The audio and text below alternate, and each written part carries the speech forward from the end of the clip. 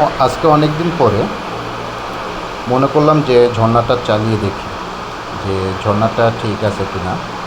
আসলে আমরা সচরাচর সবসময় পাহাড় থেকে বেরিয়ে আসা যে পানিটা ছাড়া এটাই আমরা দিয়ে রাখি।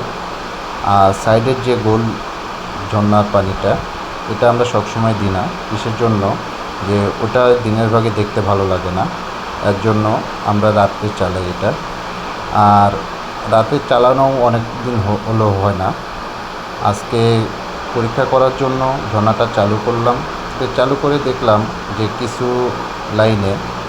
পানির লাইনে ময়লা জমছে। এই কারণে দেখেন 2 থেকে 3টা পানির স্পিড কম আছে, কিন্তু তারপরেও পানির স্পিড খুব ভালো ছিল এবং দেখতে অসাধারণ লাগতেছিল। আমাদের অফিসের তো ওয়ার্কাররা সবাই, যে শ্রমিক ভাই বোনেরা ছিল, সবাই দেখতেছিল দাঁড়িয়ে। আসলে দূর থেকে দেখতে অনেক সুন্দর লাগে এটা।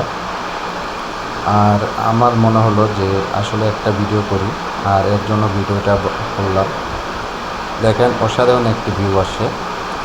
আসলে আমাদের অফিসের সৌন্দর্য বাড়ানোর জন্য যা করা লাগে এখানে সেই সিস্টেমভাবে করা আছে।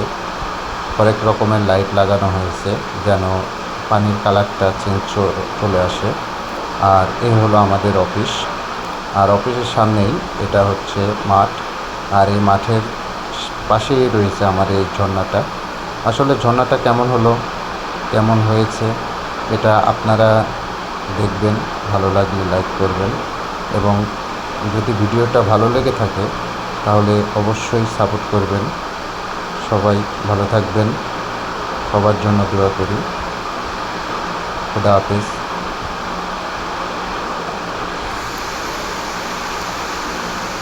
আমরা ঝর্ণাটা বন্ধ করে দিলাম।